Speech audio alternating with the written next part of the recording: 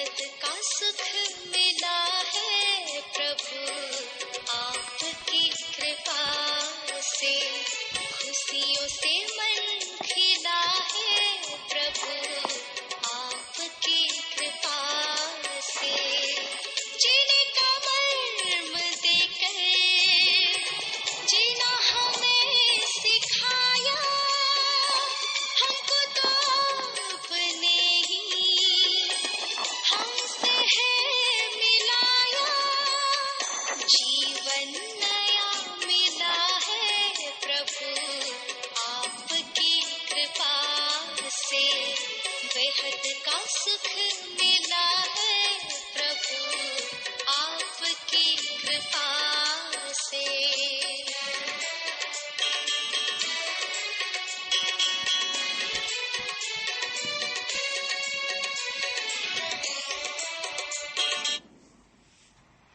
ओम शांति, ओम शांति। आज 29 दिसंबर 2020 के साकार बाबा के महावाक्य हैं। आज बाबा आए हैं हमें अमर लोक का देवता बनाने। अभी सभी वर्थ नॉट ए पेनी बन गए हो, सारी दुनिया अभी भस्मीभूत होने हैं। बाबा आए हैं हमें वर्थ पाउंड बनाने। बाबा आकर हमें पत्थर बुद्धि से पारस बुद्धि बना रहे हैं। तुम्हें घर परिवार को नहीं छोड़ना है, ना ही हठयोगी बनना है। तुम्हें घर परिवार में रहते हुए बेहद के सन्यासी बनना है। तुम अभी रूहानी यात्रा पर हो। तुम अशरीरी आए थे, फिर अशरीरी होकर जाना है। बच्चे, तुम्हें योग अग्नि से पाप भस्म करने हैं। तुम्हारी एम ऑब्जेक्ट ही है नर से नारायण बनने की। बाप ही आकर तुम्हें आस्तिक बनाते हैं। रचयिता और रचना का ज्ञान भी बाप ने ही दिया है। अतः तुम्हें कभी भी मुरली मिस नहीं करनी है। इस मुरली से ही तुम रिफ्रेश होते हो। तुम सही मायने में अभी सच्चे सच्चे वैष्णव बनते हो। तुम्हें पहले पहले तो 7 दिन का कोर्स करना है। फिर तुम कहाँ भी रहते, अर्थात घर में रहो या विलायत में रहो, कहाँ भी रहते तुम यह पढ़ाई पढ़ सकते हो। बुद्धि से बाप को याद करना है, याद से ही बल मिलता है और तुम विश्व के मालिक बनते हो। अभी बाबा तुम्हें ऐसी दवाई देते हैं मन मना भव की, जिससे तुम 21 जन्मों के लिए पवित्र बन जाते हो। आज बाबा ने वरदान में स्पष्ट किया कि स्नेह स्वरूप का अर्थ क्या है। स्नेह स्वरूप अर्थात तुम वही करो जो उसको पसंद है, जिससे तुम स्नेह करते हो। अर्थात जो भी कर्म करते हो, कर्म करने से पहले सोचो स्नेही बाप को पसंद है। यदि यह चेक करने की प्रैक्टिस डेवलप कर लो तो निरंतर योगी सहज योगी बन जाएंगे और अमर भव के वरदान के भी अधिकारी बन जाएंगे। आज का स्लोगन में बाबा ने कहा कि अपने पुरुषार्थ पर अटेंशन देते हुए भी स्वभाव आपका सरल रहना चाहिए। अब हम सुनते हैं बाबा के महावाक्यों का सार। आज बाबा ने कहा, मीठे बच्चे, संगम युग पर तुम ब्राह्मण संप्रदाय बने हो। तुम्हें अब मृत्यु लोक के मनुष्य से अमर लोक का देवता बनना है। बाबा ने प्रश्न पूछा, तुम बच्चे किस नॉलेज को समझने के कारण बेहद का सन्यास करते हो? उत्तर है, तुम्हें ड्रामा की यथार्थ नॉलेज है। तुम जानते हो ड्रामा अनुसार अब इस सारे मृत्यु लोक को भस्मीभूत होना है। अभी ये दुनिया वर्थ नॉट ए पेनी बन गई है। हमें वर्थ पाउंड बनना है। इसमें जो कुछ होता है वह फिर हूबहू कल्प के बाद रिपीट होगा। इसलिए तुमने इस सारी दुनिया से बेहद का संन्यास किया है। आज का गीत है, आने वाले कल की तुम शान हो। ओम शांति। बच्चों ने गीत की लाइन सुनी, आने वाला है अमरलोक। यह है मृत्युलोक। अमरलोक और मृत्युलोक का यह है पुरुषोत्तम संगम युग। अब बाप पढ़ाते हैं संगम पर, आत्माओं को पढ़ाते हैं। इसलिए बच्चों को कहते हैं, आत्म अभिमानी होकर बैठो। यह निश्चय करना है। हमको बेहद का बाप पढ़ाते हैं। हमारी एम ऑब्जेक्ट यह है, लक्ष्मी नारायण या मृत्यु लोक के मनुष्य से अमर लोक का देवता बनना। ऐसी पढ़ाई तो कभी कानों से नहीं सुनी, ना किसको कहते हुए सुना। जो कहे, बच्चे तुम आत्म अभिमानी होकर बैठो। ये निश्चय करो कि बेहद का बाप हमको पढ़ाते हैं। कौन सा बाप पढ़ाते हैं? बताओ कौन सा बाप पढ़ाते हैं? ये है बेहद का बाप, निराकार शिव, जो हमें पढ़ाते हैं। बाबा कहते, अभी तुम समझते हो हम पुरुषोत्तम संगम युग पर हैं। अभी तुम ब्राह्मण संप्रदाय बने हो, फिर तुमको देवता बनना है। पहले शूद्र संप्रदाय के थे। बाप आकर पत्थर बुद्धि से पारस बुद्धि बनाते हैं। पहले सतो प्रधान पारस बुद्धि थे, अब फिर बनते हैं। ऐसे नहीं कहना चाहिए कि सतयुग के मालिक थे। सतयुग में विश्व के मालिक थे। फिर 84 जन्म ले, सीढ़ी उतरते उतरते सतो प्रधान से सतो रजो तमो में आए हैं। पहले सतो प्रधान थे तो पारस बुद्धि थे। फिर आत्मा में खाद पड़ती है। मनुष्य समझते नहीं।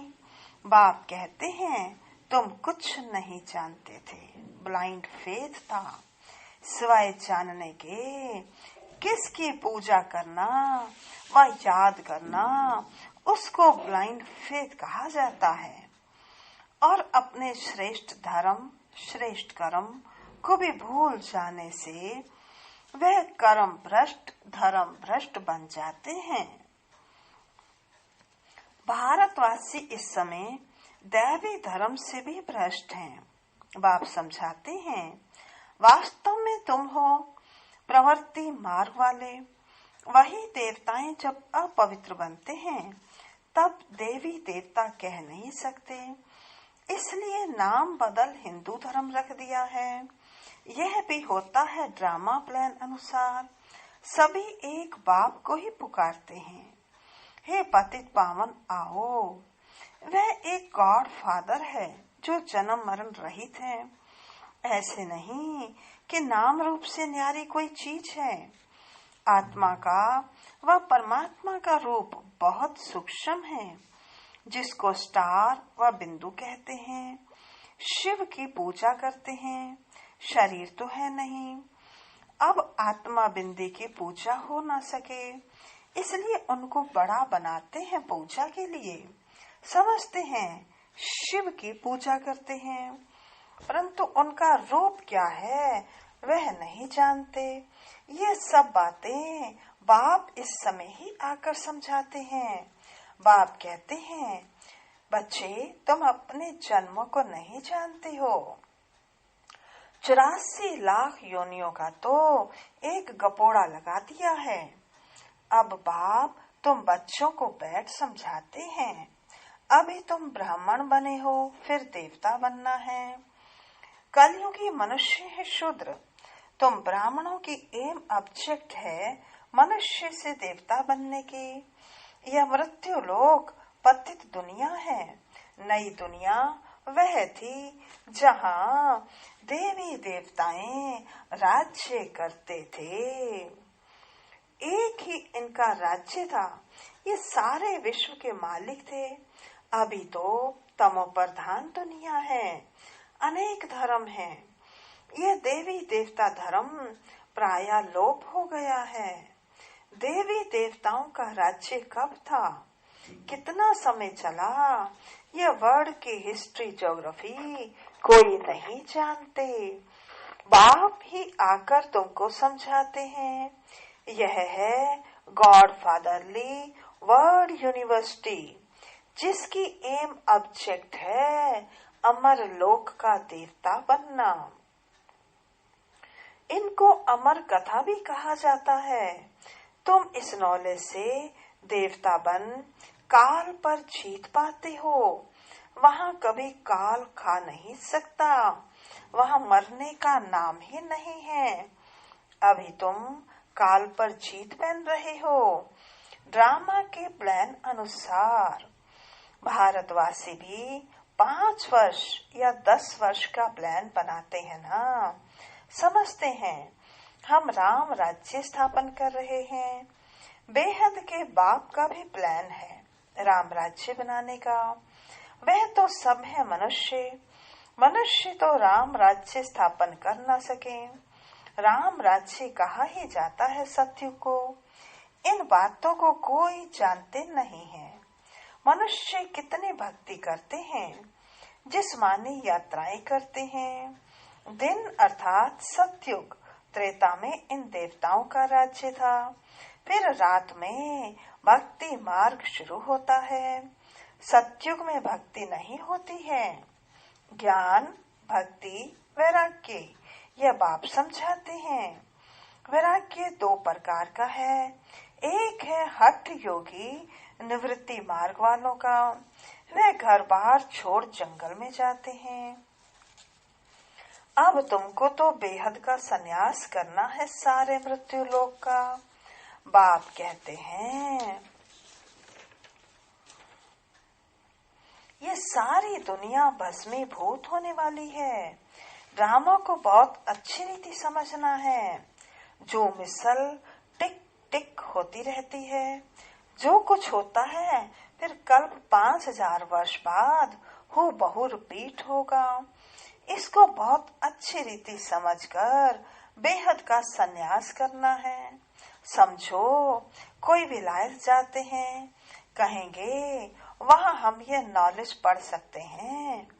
बाप कहते हैं हाँ, कहाँ भी बैठकर तुम ये नॉलेज पढ़ सकते हो। इसमें पहले 7 रोज का कोर्स लेना पड़ता है। बहुत सहज है। आत्मा को सिर्फ यह समझना होता है हम सतो प्रधान विश्व के मालिक थे, तब सतो प्रधान थे, अब तमो प्रधान बन गए हैं। 84 जन्मों में बिल्कुल ही वर्थ नॉट ए पेनी बन पड़े हैं।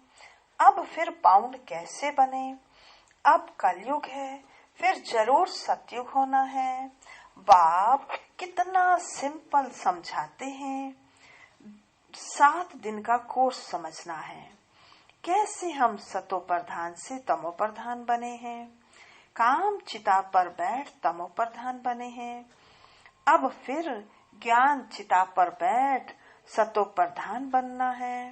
वर्ल्ड की हिस्ट्री ज्योग्राफी रिपीट होती है।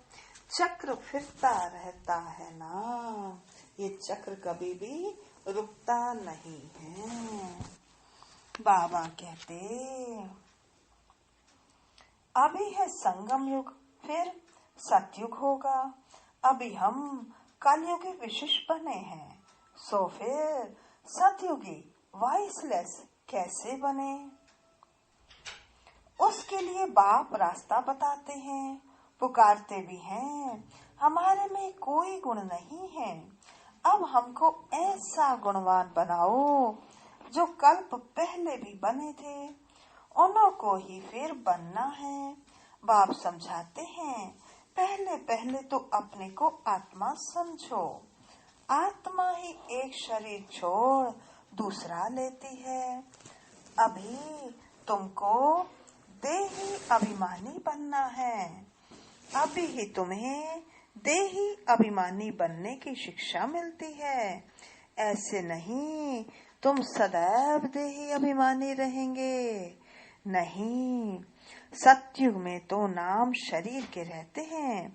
लक्ष्मी नारायण के नाम पर ही सारी कारोबार चलती है। अभी यह है संगम युग, जबकि बाप समझाते हैं तुम नंगे आए थे, अर्थात अशरीरी आए थे। ये शरीर रूपी वस्त्र नहीं था तुम्हारे पास। फिर इस धरती पर ही आकर शरीर धारण किया। अब फिर अशरीरी बनकर वापस जाना है। अपने को आत्मा समझ बाप को याद करो। यह है रूहानी यात्रा। आत्मा अपने रूहानी बाप को याद करती है। बाप को याद करने से ही पाप भस्म हो जाएंगे। इनको योग अग्नि कहा जाता है। याद तो तुम कहाँ भी कर सकते हो। 7 रोज में समझाना होता है ये सृष्टि चक्र कैसे फिरता है, कैसे हम सीढ़ी उतरते हैं। अब फिर इस एक ही जन्म में चढ़ती कला होती है। विलायत में बच्चे रहते हैं, वहाँ भी मुरली जाती है। यह स्कूल है ना, वास्तव में यह है गॉड फादरली यूनिवर्सिटी। गीता का ही राजयोग है। परंतु श्री कृष्ण को भगवान नहीं कहा जाता। क्यों नहीं कहा जाता, यह भी हमें क्लियर होना चाहिए। क्योंकि भगवान की पहली विशेषता है कि वो जन्म मरण के चक्कर में नहीं आते। और श्री कृष्ण और सभी देवी देवता, चाहे वो ब्रह्मा विष्णु शंकर हैं, चाहे वो श्री राम है, सब जन्म मरण के चक्कर में आते हैं। इसलिए उनको भगवान नहीं कहा जाता, देवी देवता कहा जा सकता है। भगवान की दूसरी विशेषता है कि वह जगत का पालनहार है और वो किसी से पालना नहीं लेता है, लेकिन सभी देवी देवताओं ने पालना ली है। बाबा कहते ब्रह्मा विष्णु शंकर को भी देवता कहा जाता है। अभी तुम पुरुषार्थ कर रहे हो, फिर सो देवता बनते हो। प्रजापिता ब्रह्मा भी जरूर यहाँ ही होगा ना। प्रजापिता तो मनुष्य है, प्रजा जरूर यहाँ ही रची जाती है। हम सो का अर्थ बाप ने बहुत सहज रीति समझाया है। भक्ति मार्ग में तो कह देते हम आत्मा सो परमात्मा, इसलिए परमात्मा को सर्वव्यापी कह देते हैं। बाप कहते हैं सब में व्यापक है आत्मा, मैं कैसे व्यापक होऊंगा। तुम मुझे बुलाते ही हो, हे पतित पावन आओ, हमको पावन बनाओ। निराकार आत्माएं सब आकर अपना अपना रथ लेती हैं। हर एक अकाल मूर्त आत्मा का तखत है ये। तखत कहो अथवा रथ कहो, बाप को तो रथ है नहीं, वह निराकार ही गाया जाता है। न सूक्ष्म शरीर है, न स्थूल शरीर है। निराकार खुद रथ में जब बैठे तब बोल सके। रथ बिगर पतितों को पावन कैसे बनाएंगे। बाप कहते हैं मैं निराकार आकर इनका लोन लेता हूँ। ये टेम्परेरी लोन लिया है। क्या कहते बाबा, मैंने ये टेम्परेरी लोन लिया है। इनको भाग्यशाली रथ कहा जाता है। बाप ही सृष्टि के आदि मध्य अंत का राज बताए तुम बच्चों को त्रिकालदर्शी बनाते हैं। और कोई मनुष्य ये नॉलेज जान नहीं सकते। इस समय सब नास्तिक हैं, बाप आकर आस्तिक बनाते हैं। रचिता और रचना का राज बाप ने तुमको समझाया है। अब तुम्हारे सिवाय और कोई समझा न सके। तुम ही इस ज्ञान से फिर इतना ऊंच पद पाते हो। ये ज्ञान सिर्फ अभी ही तुम ब्राह्मणों को मिलता है। बाप संगम पर ही आकर ये ज्ञान देते हैं। सदगति देने वाला एक ही बाप है। मनुष्य मनुष्य को सदगति दे ना सके। वे सब गुरु हैं भक्ति मार्ग के। सतगुरु एक ही है उनको कहा ही जाता है वहाँ सतगुरु वहाँ। इनको पाठशाला भी कहा जाता है। एम ऑब्जेक्ट नर से नारायण बनने की है। वह सब है भक्ति मार्ग की कथाएं। गीता में भी कोई प्राप्ति नहीं होती। बाप कहते हैं मैं तुम बच्चों को सम्मुख आकर पढ़ाता हूँ जिससे तुम यह पद पाते हो। इसमें मुख्य है पवित्र बनने की बात।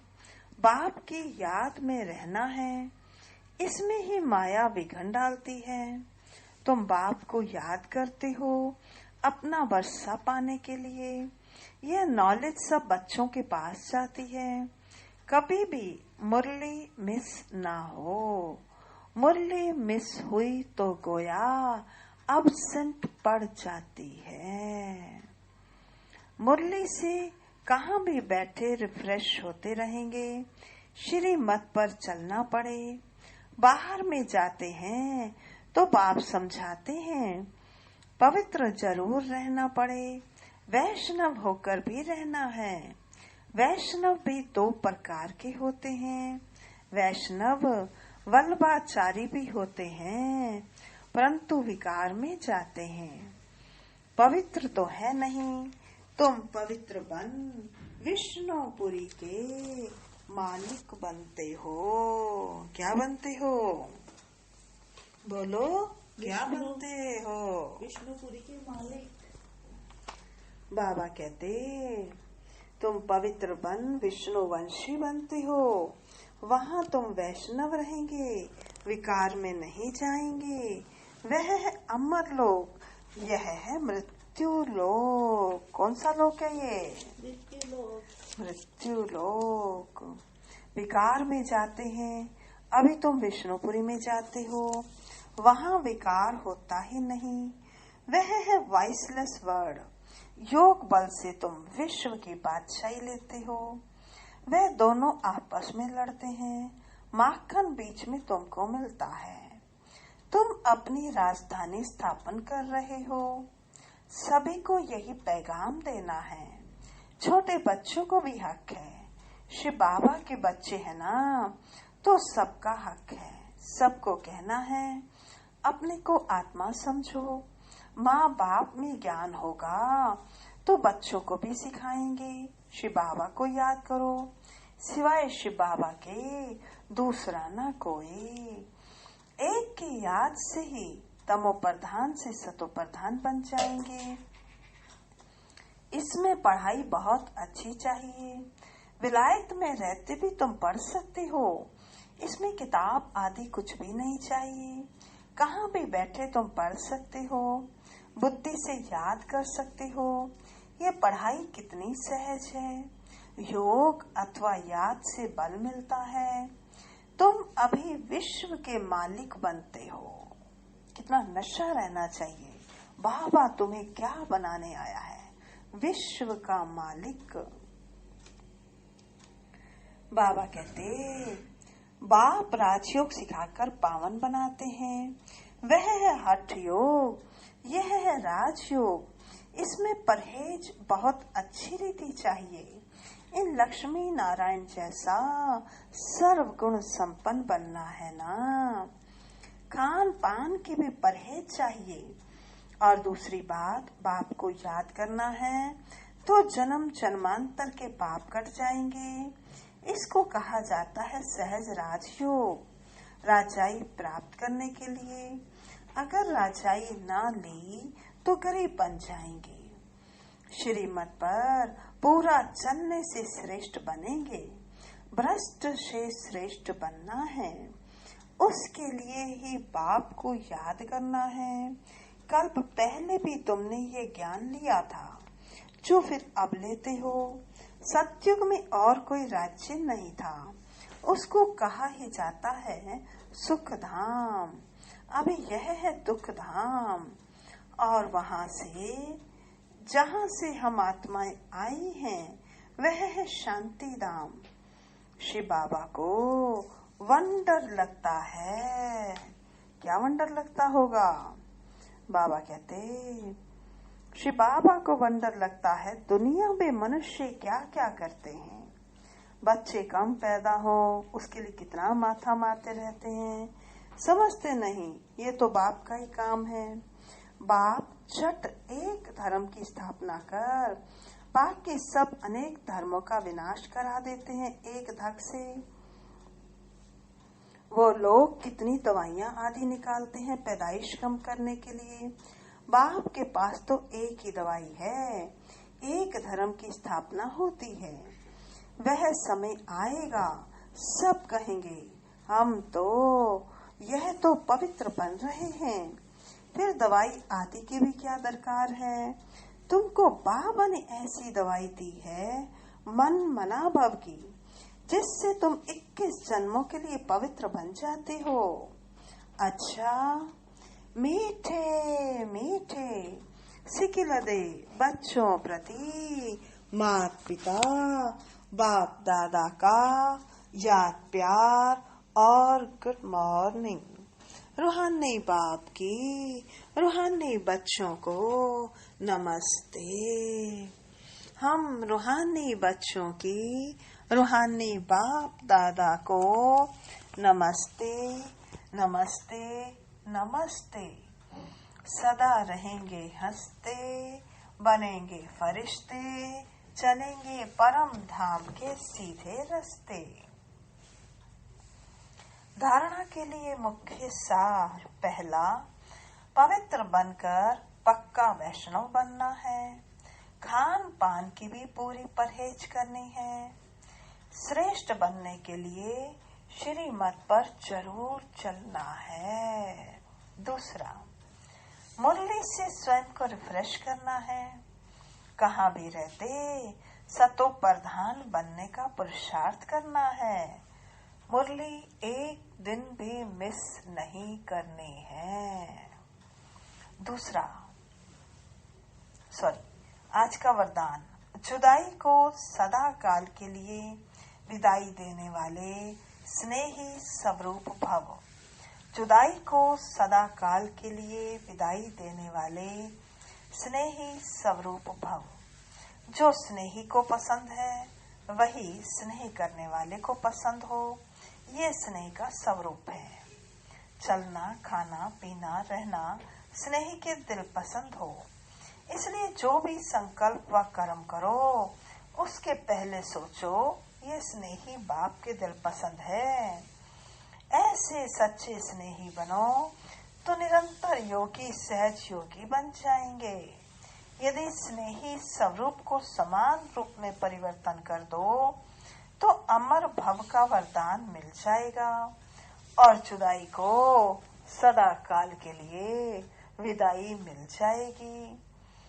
आज का स्लोगन है, स्वभाव इसी और पुरुषार्थ अटेंशन वाला बनाओ।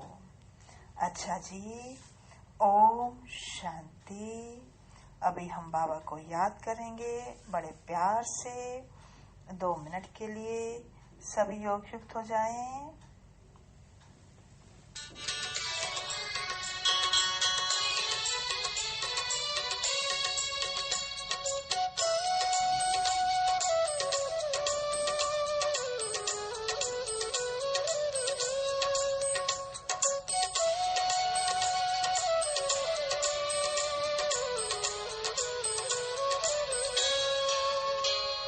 युग युग से ढूंढते थे मिल जाओ सच्चे साथी, पर नयनों के दिए में ना तेल था ना बाती।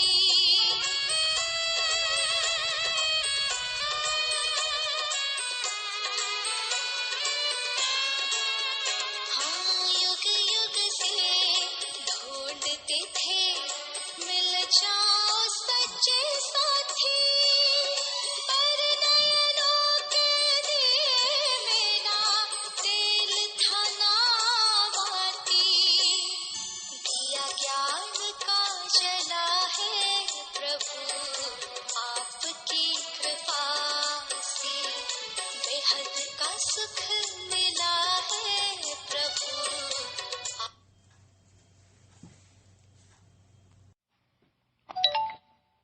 आज की मुरली के मुख्य स्वमान है, मैं आत्मा बेहद की सन्यासी हूँ। दूसरा, मैं आत्मा वर्थ पाउंड बनती हूँ। तीसरा, मैं आत्मा पारस बुद्धि बनती हूँ। चौथा, मैं आत्मा त्रिकालदर्शी हूँ। पांचवा, मैं आत्मा वैष्णव हूँ। छठा, मैं आत्मा विश्व का मालिक बनती हूँ। सातवां, मैं आत्मा स्नेह स्वरूप हूँ। आठवां, मैं सरल स्वभाव वाली आत्मा हूँ। ओम शांति। अभी हम सभी 2 मिनट योग युक्त होकर बैठेंगे, साइलेंस में, मौन में। कोई गाना नहीं चलेगा।